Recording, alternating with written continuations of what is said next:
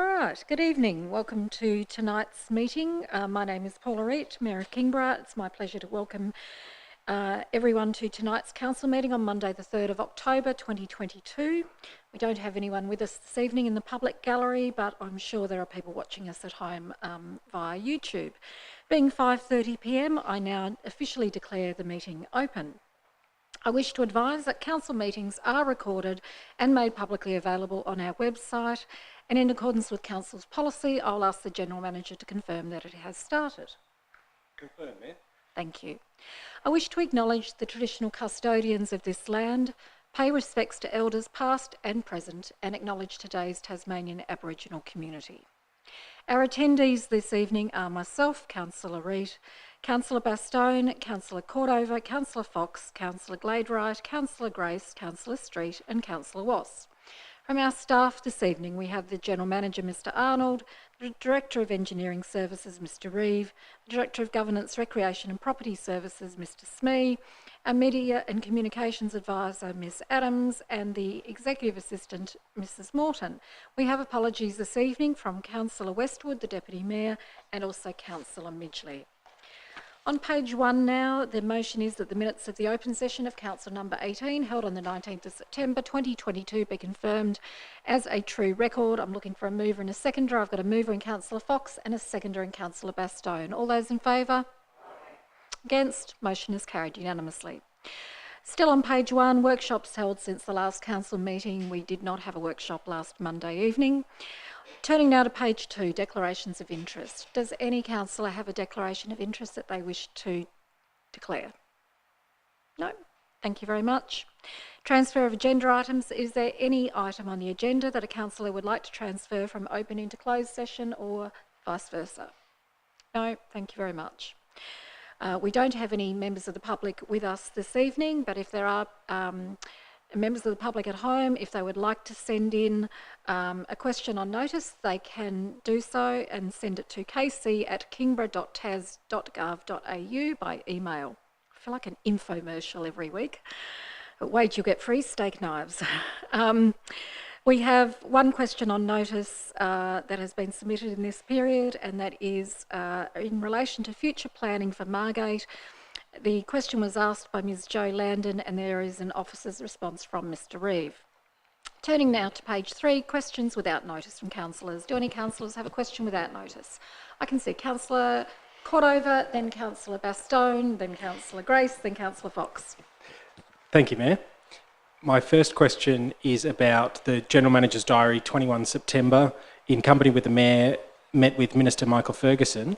And I'm interested to know if at the meeting there was discussion of free bus transport or a ferry service from Kingston, and more broadly, what was the meeting with the Minister Ferguson about? General Manager. I'm happy to elaborate. Through you, Mayor, you may wish to add to my comments in response. Councillor Cordova, the meeting covered a range of matters, as you'd appreciate. Certainly discussion regarding the new park and ride facility that's now open at Algona Road. There was brief discussion about the ferry service, and the Minister did note that it's been well patronised, and of course there are expansion plans that are being considered as we speak. They were probably the two main topics. We also pushed the case for state government funding for an underpass that's required at Sublease Road. I can add to that also if you like. We did speak briefly about bus services to Kingborough, and of course I expressed my thanks to the state government for the additional buses that have been put on, the express ones that we now have from Blackmans Bay, the Channel, and from the new park and ride at Huntingfield. But I did also alert the Minister to the fact that we would like to have some significant discussions in relation to the availability of metro buses to extend into the Whitewater and Spring Farm estates, because that is obviously an issue for a very large subdivision that is currently not serviced by buses. Ironically enough, at the council depot, the metro buses park overnight and there are a couple of places that within the estates that actually say bus zone, but that they don't have any buses. So I have flagged that we would like to pursue that discussion at some stage, because obviously Department of State Growth are the ones who determine the areas to be serviced, and so I'm gathering some data to be able to present to the government in relation to the number of anticipated residents in those areas when all the houses are completed. Thank you, Mayor. That sounds very promising. And on the ferry expansion possibilities, am I right to assume that includes Kingborough? Yes, certainly, and we were in the federal government funding of $20 million that was secured from the last federal election, work on which is now beginning, whilst the expansion of the ferry service was initially flagged for Wilkinson's Point and Sandy Bay. Because of some existing infrastructure that could be utilised, it does include a commitment to a feasibility study to look at ferries coming to Kingborough, and that's something that I'm personally very committed to. Thank you, Mayor. That's really good to hear. My second question is about Van Morrie's Road in Margate, the safety issue there. Road widening roadworks on Van Morrie Road 2 years ago left significant ballast added to the side of the road without actually creating a wider carriageway from a site located between 615 and 670 Van Morrie Road, and photos have been provided to Council on the 20th of September. It's become a favourite spot for four-wheel drive hooning, and there's concern from the Margate Hills community group, or at least the member that I spoke to, that somebody will injure themselves or take out the power pole in the middle of the road. My question is, what is the expected time frame for dealing with that issue? Mr. Reeve, could you assist us with that one, please?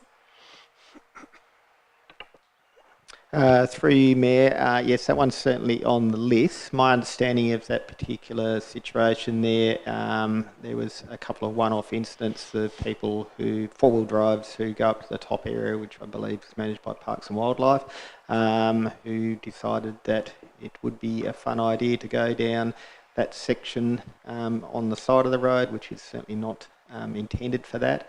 The most likely scenario will be is it will provide some barriers of some description to stop any future use of that area. Thank you, that's very helpful. Through you, Mayor, my third question is about the landscape conservation zoning. At the recent Blackmans Bay Community Association Community Forum at the Hub, there was concern raised about the rezoning of residential properties to the new landscape conservation zone throughout Kingston and the Channel area.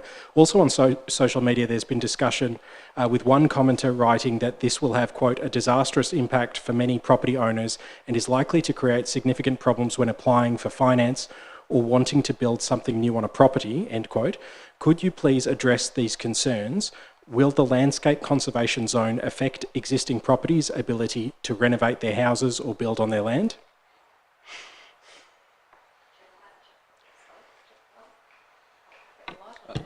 The General Manager. Through you, Mayor. Councillor Cordova, we will take the question on notice so that our strategic planner can provide a detailed response.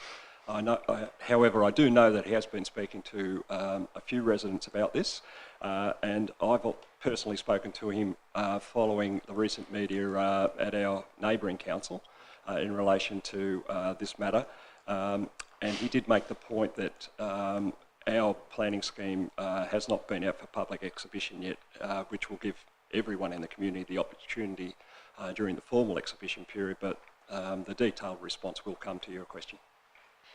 If I can just add to that, I am encouraging individual property owners to contact our strategic planner in relation to their concerns. He's very happy to have a discussion with anybody to allay their concerns, but also to identify what the public consultation period will look like. It's my understanding that they didn't do that very well in the Huon Valley. We have to run a minimum 60-day public consultation, and I know from talking to Mr. Stander that we have planned things like pop-up events, community hall meetings, question and answer sessions, a lot of social media, so there will be far better, I think, engagement with our community and hopefully then an understanding of what the ramifications are of that zoning. We also are really wanting to stress to people that they have the right to object to that zoning. So there are no decisions made at the moment. We're waiting for the TPC to come back to us, and but individually, if they do want to contact Mr. Stander, I know that I've emailed a few people today following yesterday's community forum where this was raised, and suggested that he would be only too happy to talk to them about it and hopefully allay their concerns. Thank you, Mayor. And just to add to the potentially a question on notice, add this into the mix. On social media, one comment read, quote, "There will be many people who have purchased land which they may now not be able to build on," end quote. Could we please address the veracity of that concern? Will there indeed be some people in Kingborough who have bought land that originally they could build on, but now they are no longer to build on it? We'll ensure that's answered. Thank you so much. My final question, thank you for indulging me, Mayor, is about the UTAS move from the Sandy Bay campus to the CBD. Residents in Taroona will be affected one way or the other by the UTAS move from the Sandy Bay campus to the city. I'm thinking about traffic particularly, but my questions in relation to this, it having been raised with me by a resident in Taroona, is what involvement has Council and more broadly Kingborough residents had in the UTAS move consultation? Why wasn't Kingborough part of the elector poll for the UTAS move? And then what impact do we anticipate the UTAS move will have on Taroona residents, specifically with regards to traffic management plans put in place to deal with the disruption, not just during the construction phase, but ongoing? Yep. So Kingborough Council hasn't been privy to any consultation by the University of Tasmania in relation to the move. And I think because initially when the move was floated, it was focused very much on, the ramifications for Hobart. Now, an elector poll occurs when there is a petition with 10,000 signatures or more presented to a council for that council to then hold a poll in conjunction with local government elections. That's why the one has occurred at the Hobart City Council, and we're not part of that poll. The General Manager and I did meet with the Vice-Chancellor several weeks ago at his request, and he did provide some really interesting statistics to us about the percentage of people in Kingborough who actually study at UTAS on campus, but also, interestingly, the number of staff who work for UTAS and who live in Kingborough. It's the second highest out of the local government areas in the state, Hobart being the first one. So it is disappointing that we haven't had an opportunity to have any formal consultation about the direct move. And it's interesting because when I was doing my studies that I completed last year, I got a small insight into what it was like then having to go into the centre of the city to go on campus for some compulsory tutorials, even though I was studying by distance, and it was certainly somewhat challenging, but I think I was caught in that transitionary period. So we haven't had a formal role, unfortunately, to play in that. I do know that for a lot of Kingborough residents, not the ones in Taroona, I acknowledge that, but for others it is going to be a much quicker bus trip in, because it'll mean one bus rather than two. So that is one advantage, but I guess it swings and roundabouts for others who fall just outside of that area where they can take advantage of that. I'm not aware that other councils, neighbouring councils like Glenorchy, were consulted either. I think it's just been very focused on Hobart. Thank you. And will Kingborough be required to, or will Kingborough consider updating our integrated transport strategy in response? Reeve. Through Mayor, we certainly haven't got a budgeted item to undertake that. It has come up in the budget deliberations before in terms of putting forward a future budget, and I guess that would incorporate lots of different issues, not just the university move, and it'd certainly be something we could consider for future budgets. Thank you. That's all for me. Thank you. Thank you, Councillor Cordova. Next I had Councillor Bastone, then Councillor Grace and Councillor Fox. Thank you. I'll try and be brief. When will the sign on the Channel Highway when you're travelling north that used to say "Welcome to Kettering" be replaced? It's over 6 months since it was damaged, and this is the second time I've asked the question, and the last answer was over 3 months ago it was imminent. So is imminent nearly imminent? Mr. Reeve? Maybe, maybe not. Through you, Mayor, I can certainly take that one on notice there. I'm not sure if I was the one who gave the original comment that it was imminent, but I'm not aware of where that's actually at the moment, so I'll have to get back to you on that one. Thank you.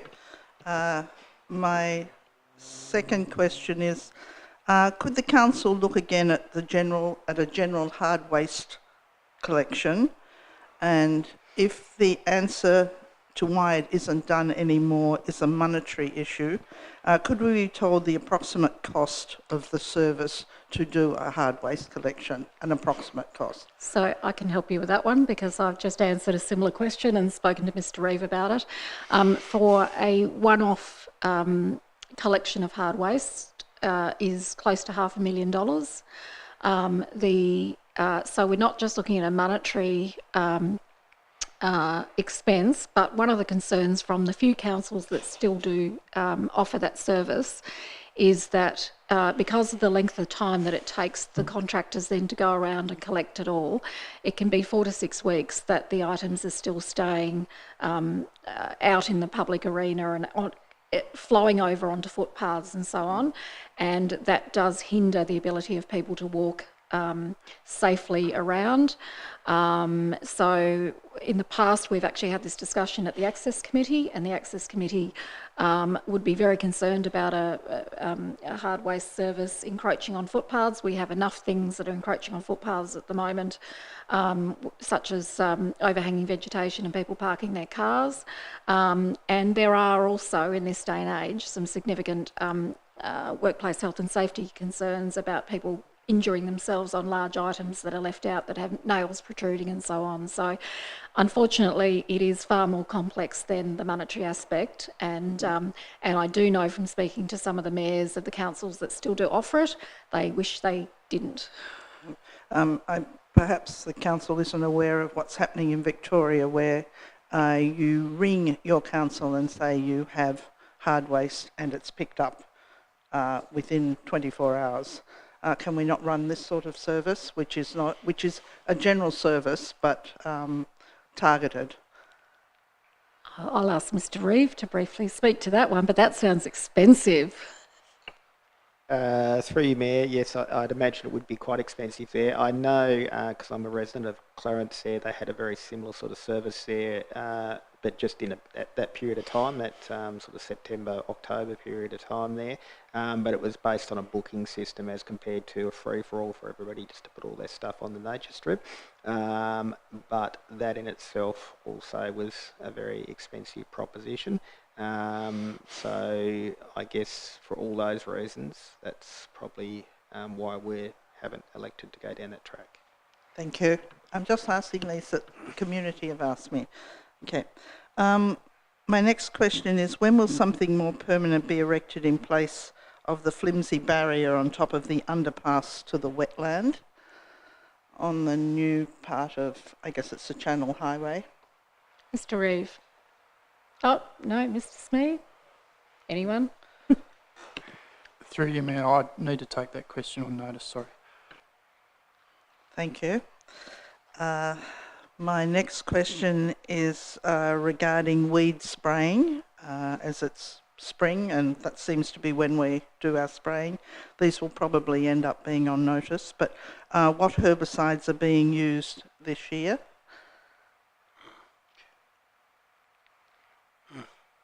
We'll take that one on notice. Okay. Then how much spraying is undertaken by the council and how much is undertaken by contractors? Notice. How are we preventing the runoff into the waterways? And my fourth part of that question is a register kept of daily spray, a register kept of a daily spray sheet, and do we audit these sheets? Thank you. We'll take that on notice as well. Thank you. Just out of interest, we did have our weeds officer who did a really good presentation to the Kingborough Community Forum Saturday week ago, which was really valuable for the groups that were represented. This has come from that. Oh, okay. Further questions? Thank you. Okay, and my final question is, having received an email from Renee Clark on the 10th of August asking me to confirm with the Woodbridge Uniting Church Board to their agreement to have the wooden barrier placed along Thomas Road, as they wanted to have it erected ASAP, which it was promised by the council over 5 years ago. On the 13th of August, Renee Clark was advised that they were ready immediately and they had the grass mown ready. And to date, nothing's happened. So I'm just wondering when it is going to be done. Thank you, Mr. Reeve. Mr. Reeve. Through you, Mayor, I hesitate to say imminently, but I have spoken with Renee about this one only today, just asking how that one was actually going there. So it was just waiting on the materials as compared to waiting on anything else. So she was actually going to chase that one up today. Okay. So it should actually be very close. Within my time on council? I'm certainly aiming it to be within your time on council. Excellent, thank you, Mr. And I Reeve. assume you have nominated for another council. Thank you, Mr. Reeve. Councillor Grace and then Councillor Fox. You have it, cut 3. Can I just first, which is not a question, but can I just inform councillors that I learnt sadly this afternoon that Paul Harrison passed away. I wasn't aware of that. Oh, that's very sad. Yeah, very sad. As we all know, he had health problems for some time. The General Manager met with the Huon Valley Council. Was there words on amalgamation or just a normal... Yep. It wasn't in relation to amalgamation. General Manager. Thank you. Through you, Mayor. Councillor Grace, I meet regularly with the General Manager of Huon Valley and we did not discuss amalgamation. In fact, I haven't discussed that with Huon Valley Council for quite some years. My second question is, I note you met with Mr. Glenn Hardwick, CEO, Christian Homes, expansion plans. Could you give us some sort of a detail of what Christian Homes are proposing and where? General Manager. Or is it private or? Through you, Mayor. Councillor Grace, I can't give detail because the discussion was about a possible expansion. They haven't lodged a DA at this stage, and I'm not even sure if the discussion that I had with the CEO will ultimately see us receiving a DA. So I'm sorry I can't add any more detail at this stage. Yeah, I wondered whether it was... could I just ask a question again too on last meeting when I raised a question about, and the General Manager found it difficult to understand my question. Okay. So can I put the question how I see it and hopefully that the General Manager will understand it this time. When we deal with issues in closed session of council, we deal with those in closed session. It could be 3, 4, or it could be 2 things. Okay, at the end, then when the meeting of closed session is closed, we bring out in the minutes, and I forgot to bring the dash minutes, what we dealt with in closed session. Say, can I quote Jamala Road or some other road, or we awarded a contract for cleaning or whatever. Thank you, Mayor, you've got it there. I just want clarification on, once it comes out of closed session, the items we dealt with that we're alerting the public to, that we dealt with in closed session, my question is, what are we allowed to say? General Manager.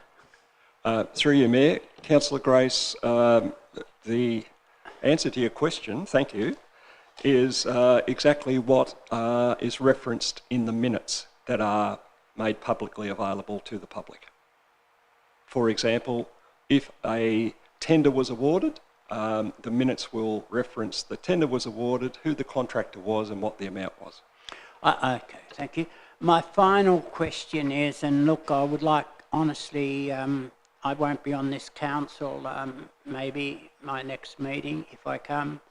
I had an experience last week where a 91-year-old had fallen at our complex, in the Christian home complex at Snug, hurt herself seriously, and it took an hour and a half to get an ambulance to her.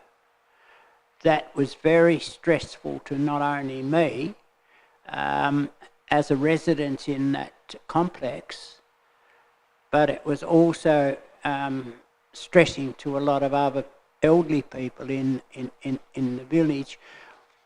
We know, and I know councillors around the table, and I can't remember names, but we've been talking about the ambulance situation in Kingborough now for some time.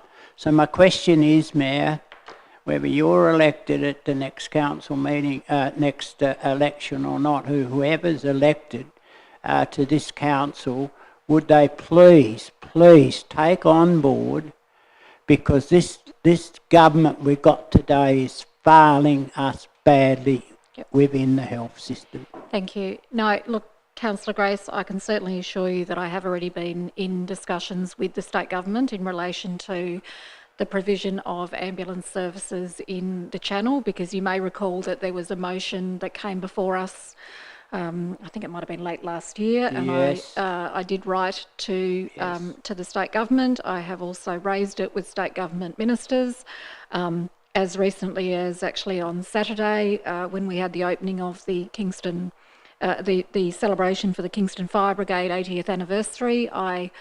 Whilst I had the ear of quite a few people there, I made the point that I thought that there was an opportunity within Kingborough to have a one-stop shop, if you like, which would have fire, ambulance, SES and police, because as a growing population we need that sort of facility. So I certainly take that on board, and I'm very committed to trying to lobby both the state and the federal governments to see that that comes to fruition at some stage.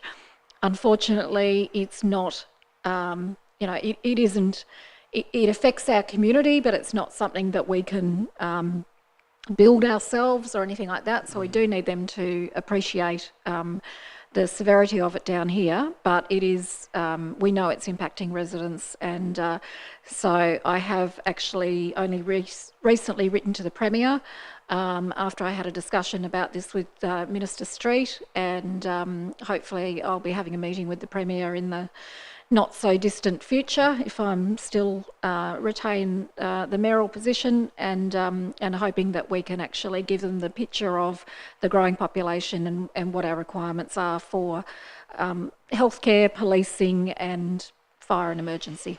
I thank you for that, and I hope the council, because I was not aware how ill that lady was, or the others that attended to her, but she actually had a broken vertebrae or something, and it was very sad to see her laying on the ground for so long. Yeah. Thank you, Councillor Grace. I'll certainly take that on Thank board. you. Did you have another question? No? If that's the case, then I'm with Councillor Fox now. Thank you, Mayor. Going back to the General Manager's report on page 35, the Derwent Ferry expansion, I note that Council is considering a feasibility study for the Kingston area, but I was wondering if Council is aware that there was a study done already in the time when Rick McLean was General Manager. I don't know if Councillor Wass recalls. There was quite an extensive study already carried out, and we should have that in our possession. I know Council paid for it. Yep. Okay, and I think one of the major issues that came out of that was the issue of parking. Thank you. Thank you. And the other question I had, I noticed in the report at the end on page 44 about the Alona steps being considered for connecting the boat ramp to the new toilets. And I'm concerned that that was not part of the original grant for the Ilona coastal reparation, and I'm concerned that in a mobile landform such as this, that putting steps in the sand might actually cause more erosion problems. And I have asked Mr. Reeve before the meeting, so he might be prepared for my question. Thank you. Mr. Reeve. Yes, through you, Mayor. So it's an extension to the existing grant. It's a separate approval process to the original wall. So it'll go through a development application process. I guess council will get to see that. But certainly as part of that process there, they'll be looking at all the various bits and pieces that you would need to make a proper assessment of the proposal. So the intention is to, well, as it stands at the moment, is to have the steps come over the wall. So it's incorporated as part of the wall as compared to the sand bank. And the idea is obviously to try and maintain just one access down there and stop people using various different accesses to the beach there and actually causing localised erosion around the edges of where they access at the moment. So that certainly will come back to council at some stage in the fullness of time, and you'll get a chance to have a look at it. Thank you. Thank you, Councillor Fox. Any further questions? Councillor Street. Thank you, Mayor. Just one question. I'm wondering whether council staff are aware of Metro Tasmania using the bus stops at Wells Parade near the skate park as a location for the commencement of routes or for the taking of breaks during shifts. Doesn't seem to be. Okay. Yeah, I'd say from that body Then I'll move on language, to the next answer is question. no. Could we make inquiries with Metro Tasmania as to that practice? I've had reports from residents in the area that routes are commencing from, or seemingly commencing from Wells Parade from very early in the morning, which involves buses idling in the area from about 6 o'clock in the morning. It seems to be a relatively recent occurrence. If that is happening, I'd put it to Metro that that's not really appropriate in a residential area, and probably not appropriate throughout the day outside a playground and skate park either, for that area to be taken up like that. So if we could make some inquiries and see what the situation is, that would be great. Thank you. We'll take that on notice. Thank you, Councillor Street. Okay, we're now on page 3, questions on notice from councillors. We had 3 questions. We had one in relation to illegal clearance of vegetation at Dens Point from Councillor Fox, with an officer's response from Mr Basham.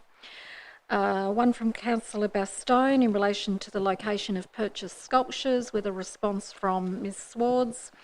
And a further one from Councillor Bastone in relation to the Wood for the Fire walking tour, with an officer's response from Dr Fox. Turning to page 4, a petition still being actioned. There were no petitions still being actioned, and at the time that the agenda was compiled, there were no petitions that had been received. Turning now to page 5, a renewal of sublease to the Kingston Beach Sailing Club, with a recommendation on page 6. I'm looking for a mover and a seconder, please. I've got a mover in Councillor Street, seconder in Councillor Fox. Councillor Street. Thank you, Mayor. Gives me great pleasure to move this motion. It's a very sensible motion. Kingston Beach Sailing Club have been tenants of that building at the southern end of Kingston Beach for many, many, many years. They have been responsible for the upkeep of the clubhouse, which again they have done off the back of volunteer work and their own fundraising for many, many years as well. And I think it only right that, given we have the opportunity to offer a new lease for those club rooms to the club, that we do so. And I wish them all the best for the future and every success. Thank you, Councillor Street. Any further speakers? Councillor Fox. Oh, you'll have to borrow somebody else's. Oh, there we go. What's on? Right. There you go. Press harder. I'm thoroughly in favour of this. I think it's a great idea. they really look after this area well, and they have a lot of members, and I think the place is well used. I do have a question though on the top of page 6 where it says council staff are currently working with them to coordinate works adjacent to the footpath on council's adjacent footpath so as to improve DDA compliance. I was wondering which footpath we're talking about. There is a footpath It's the that footpath goes on down Mount to the Royal beach. Road, I believe. Is that correct, Mr. Is it too steep or? Smee? No, there was some issues when there was some works done with their footpath and so on and so forth, so it's not actually very easy to get from Mount Royal Road into the club rooms at the moment. Okay, I've walked it recently and it seemed all right, but it is difficult to get onto the Baronia footpath because it's quite steep. But I'm wondering if that's the area they're talking about or not. It is the Mount Royal one. It is the Mount Royal one. Okay, Yep. thank you. Thank you. If there are no further speakers, Councillor Street, I'm assuming you don't want to sum up? No, thank you. So we are going to then put the motion. It's moved by Councillor Street, seconded by Councillor Fox, as printed on page 6. All those in favour? Against? The motion is carried. Turning now to page 8, Bruny Island Cricket Club. I'll move. Lease, thank you. There is a recommendation on page 9. It's moved by Councillor Grace and seconded by Councillor Street. Councillor Grace. Look, this is a good thing. We've got to encourage, as we all know, Bruny Island does a lot of work on its own over there to keep their recreation facilities in good keeping, and to include the club rooms as part of it is essential for that area, and I fully and utterly support the recommendation. Thank you, Councillor Grace. Councillor Bastone. I just have a quick question as to why we're only giving them 5-year lease, but we were happy to give the sailing club a 10-year lease. Mr. Smee, can you assist us with that one? Through you, Mayor, it relates to the classification of the land. The sailing club lease is not on land that's classified as public land, so we can grant a longer term lease. 5 years is the maximum we can grant without going through a convoluted process of asking the public if they have any objections to council leasing. So 5 years tends to be our standard lease term for land or facilities that are on land classified as public land, which the Bruny Island club rooms are. Thank you. Councillor Grace, no summing up required, I assume? No, but No. Can I just ask you through the chair, when I vote on this, would you please excuse me, I haven't been too well. Sure, of course. Thank you. Thank you, Councillor Grace. I'll put the motion now as moved by Councillor Grace, seconded by Councillor Street. All those in favour? Against? The motion is carried unanimously. So just for the record, I'll note that Councillor Grace is leaving the meeting, and I do hope that we see you at the next one, Councillor Grace, because that will be your... Hope to see you on the 17th of October, because that will be your final meeting with us. I look forward to seeing you then. 1, 2, 3, 4. Okay. So just before we move to notices of motion on page 11, we have a notice of motion submitted by Councillor Cordova in relation to free bus transport.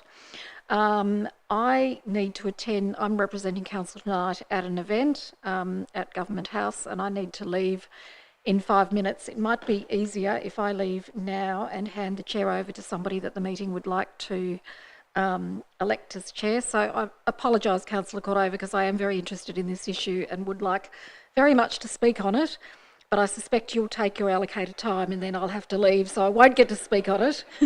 Don't say that with any disrespect, but I would be voting for this. So I will hand over the chair to the General Manager now and thank members. We still have a quorum, so thank you for your indulgence, and I will now leave. Thank you, Mayor. So for those members of the public that are currently watching the live stream, I'm now required to call for nominations from the council, given that the Mayor is leaving the meeting and the Deputy Mayor is on a leave of absence. So I'd like to nominate Councillor Street. I'd like to second it. thank you. I have a nomination for Councillor Street. Are there any other nominations? If not, I'll ask Councillor Street to take over as the acting chair. If you come over here, you get the special button. I'm sure you won't need to I don't use want it. the special button. I want your special agenda with the notes on it.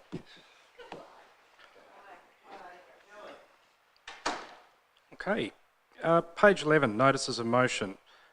Councillor Cordova has submitted a notice of motion headed free bus transport, and there's an officer's response from Mr Arnold.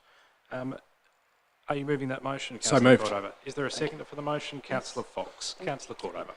Thank you, Chair, and thank you to the Mayor for the kind words saying that the Mayor would vote for it. The majority of residents in Kingborough still use cars for most trips, as we know, and we also know that the encouraging of uptake of public transport creates numerous health and wellbeing benefits, less traffic congestion, it encourages active transport, it reduces emissions, and it improves social inclusion for people experiencing disadvantage. So what I wanted to do with this motion is basically show Kingborough Council's support for the principle of free transport, both for public and private providers across the municipality, and convey that position to the Minister. And I'll be outlining the reasons why I think that's eminently doable and in fact has already been tried and tested by the current state government to some great success. In addition for lobbying for more frequent and reliable public transport, Kingborough Council can play an important role in advocating for free bus transport. To help ease the cost of living, earlier this year the Tasmanian government actually already did this. They made public bus travel free across the entire state of Tasmania for 5 weeks, and that took place from the 28th of March. Now, fares were made free across all operators, school buses and general access buses across all fare types, adults and concession, students. During that initiative, an adult travelling on a Metro Urban Zone 1 trip saved $5.60 a day, and had this initiative not been stopped, there still to this day would have been travellers in Kettering, for example, travelling to Hobart. They would be saving $17.40 on a return trip. This was an enormous success, and it proved that this proposal is eminently possible. According to the Tasmanian government, here's a quote: "The free fare initiative was a success. Quote, from the 28th of March to the 30th of April 2022, we saw a patronage increase across the state of approximately 15% on urban services alone. We also received great feedback from those who have chosen to try out the bus for the first time and those who have come back to buses after a long break." End quote.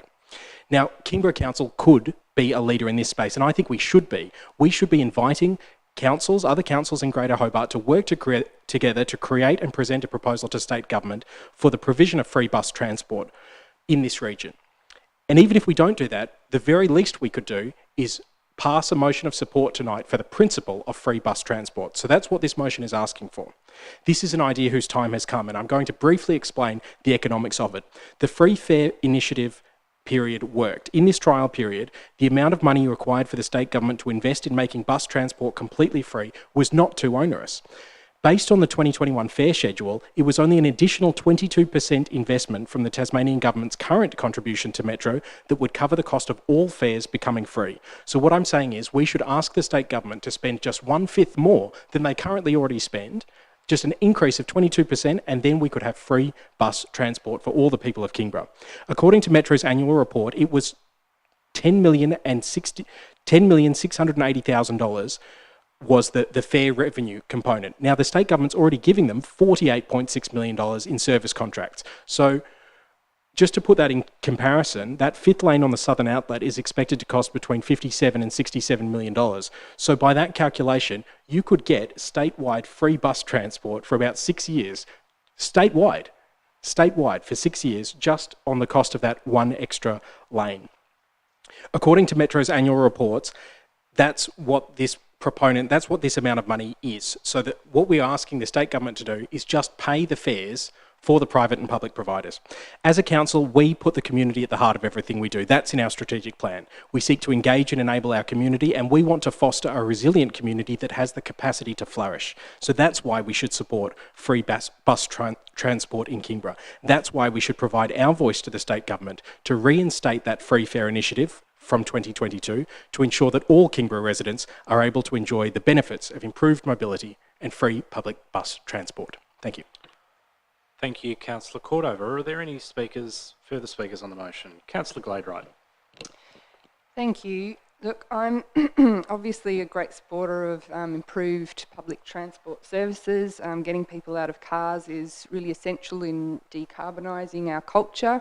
I think Tasmanians are used to jumping in their cars and driving right up to the front door of wherever they're going, and we do need a bit of a change in culture. So obviously think that improved public services is a wonderful thing. I'm a little bit concerned though that this is slightly outside of our remit. Kind of dabbling in the budgets of the state government isn't really what we're supposed to do. However, I do note that this is only asking for support in principle, so I will be supporting this motion, but I'm just slightly concerned that 10.68 million, that means it will have to come from somewhere, and that's what I'm worried. What is it, you know, if they were to agree with us, what exactly, where would that be coming from? So that is one thing I think we do need to consider, but considering this is only asking for support in principle, then I'm happy to support this motion. Councillor Vastone. Thank you. I just want to point out, Councillor Cordova has made the point of why people from down the channel are not travelling by bus. Just on cost alone, at $87 a person per week to travel from Kettering to town and back again, means that a husband and wife, it's over $170 a week. And this is why bus travel is not used. So something like this that will encourage people to be able to use buses is a really wonderful thing for the channel. Are there any further speakers on the motion? Councillor Fox. Well, a lot of buses that I see don't have many passengers in them, and they're driving them anyway. So by having them full of passengers, even if they're not paying fares, I think it's an economic decision that's worth making. Thank you. Are there any? Councillor Wass. Thank you, Acting Chair. 10 or 15 years ago in Switzerland, they changed overnight to the Swiss Transport Company, and all those operators of buses, trains and ferries suddenly had a new livery as the Swiss Transport, whatever it was called. This area is smaller in size than southern Tasmania or the Greater Hobart area, and where the urban boundary ends. It also had a population of less than Hobart. The research that they did, and comparing that along the way there were various autobahns where people could jump in their car and go straight to their work, the Swiss government decided they wanted to make some changes to get, if you like, bums on bus seats. The research that they did indicated that it wasn't the amount of the fares, it was simply the frequency of the transport. And if they could get people to and from their destination very quickly, then they believed it would work. It did work, it does work, and even in this municipality, and I do take exception for people at the extremes, i.e. Kettering, Woodbridge, I believe there needs to be a price adjustment. But I think the day we start getting free doesn't do much for us in the long term. People then are dependent and become more dependent on other services that are provided. And as was quite rightly said a moment ago, one tier of government, the worst fear they have is other tiers of government telling them what to do. There are opportunities that have been started with the bus and park and ride, the highway going or the down the highway into Hobart. That's all been prepared and being prepared, and I think we need to look at this. It's certainly a discussion point that we should have. The only unfortunate part about this, I believe, that if we go along with this and this is what we push, where does it end? because the motion says private providers, for bus transport for public and private providers across the municipality. So are we going to send 10 buses a day to Gordon? Are we going to send 10 buses a day to Allen's Rivulet? Are we going to send 10 buses a day to Lunawanna? And I think you'd all agree that that's a little bit senseless.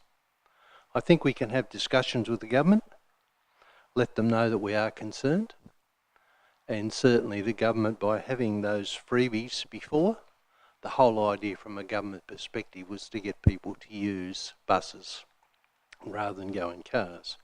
It was interesting, we had discussions a number of years ago with the CEO of Metro and suggested that to the CEO that now was the time, when there was about one house in Spring Farm, now was the time to start a bus service in there so that as houses were built, people would automatically use the buses because the buses were there. The response provided was, we wait till the suburb is finished and then we take buses in. There's no way that people are used to buses in there and they're going to show resistance by going. I think there's a lot of meaningful discussion that we can take. And although in principle, I guess I support to some degree this motion, I will vote against it because I believe it's impractical. And I just wanted to finish off, what's going to be the quality of the buses in 10 years' time or 15 years' time? And are we going to continue the bus routes to outreaching locations where there is either no or little passenger requirements? Thank you, Councillor Wass. For my contribution, I suppose I echo some of the concerns of Councillor Wass and Councillor Glade-Wright. It is a very clever motion, though, because it's very difficult to disagree in principle with the idea of free bus transport, and certainly I don't disagree in principle with the idea of free bus transport. So you do have my vote, Councillor Cordova. I suppose the only thing that I am concerned about, and I know that it's the same concern that's been raised with us by DSG and by Metro when we've previously discussed this concept with them, is would you prefer $10.5 million worth of fare relief or $10.5 million worth of other public transport related infrastructure? And where's the balance there in terms of demand driven by better infrastructure and demand driven by a better fare structure? Not being a transport economist, I don't have the answer to that question. But I think it's worth bearing in mind that while I do in principle support the idea of free bus transport, my mind is open to there perhaps being a better way to spend that fare relief that creates more demand than the fare relief itself. So my mind's open to being changed. Would you like to sum up? Thank you, Chair. I think this has been a really productive discussion, actually. And the thing that really piqued my compassion is when Councillor Bastone talked about the fact that a couple in Kettering is paying over $170 a week. And so no wonder we don't see the numbers on the buses that we want. And no wonder we have all this traffic congestion as a result of single people going in cars. It's a no wonder. I think that the thing that came up really was where would the money come from? I like the fact that my councillor colleagues are supporting broadly this idea and this principle. And the question was, where would the money come from? And that was raised by Councillor Glade-Wright. My question would be, how about we use just 2% of the AFL football stadium budget? We could get free bus transport statewide for 70 years with that. So it's interesting that when it comes to priorities, our current state government has the money for a $750 million AFL stadium, but they don't necessarily have the money for $10.68 million. Sorry, Councillor Cordova, the General Manager does make a good point, and that is that you're not supposed to introduce new information in summing up. Forgive me. Yeah, no, I'm happy to withdraw that. No, you're absolutely right. So this is a policy that has a proof of concept, and we've seen it work earlier this year, and that's what we discussed in the debate. Just like the ferry service, we tested it, we did the pilot, and it worked, and now we want to expand it. And this is just the same. So we've talked about how it worked earlier this year, and we talked about the increase in bus uptake, and we talked about how the state government themselves really thought it was a success. And currently, according to Metro's annual report, as we discussed, they're getting $48.6 million from the state government anyway through their service contracts. rates. And what we're asking is just that the government replaces the fare component of their income, and that fare component is only $10.68 million. So just by the government tipping in an extra 22%, that would completely cover all of the fares so that all of us could have free public transport in Kingborough and beyond. So maybe a slightly less ritzy stadium, maybe stop knocking over houses on the southern outlet to build more lanes that just get filled up with cars. There are many ways that the state government could get the money, but the principle of free public bus transport is important, and I think our Kingborough residents would really support it too. So I encourage you to vote with me. Thank you. Okay, we have a notice of motion moved by Councillor Cordover and seconded by Councillor Fox, I believe. All those in favour of that motion, please say aye. Aye. To the contrary, no. Show of hands is required. All those in favour is Councillor Cordover, Councillor Gladewright, Councillor Fox, Councillor Bastone and Councillor Street. Those against is Councillor Wass. The motion is therefore carried. Moving on to page 12, confirmation of items to be dealt with in closed session. Can I have a mover, please, then in accordance with Regulation 15 of the Local Government Meeting Procedures Regulations 2015, Council by absolute majority move into closed session to consider the following items. Confirmation of minutes, applications for leave of absence. Sorry, can I just pause briefly?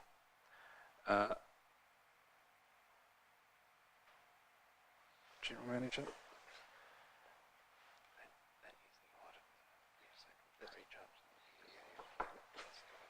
Thank you.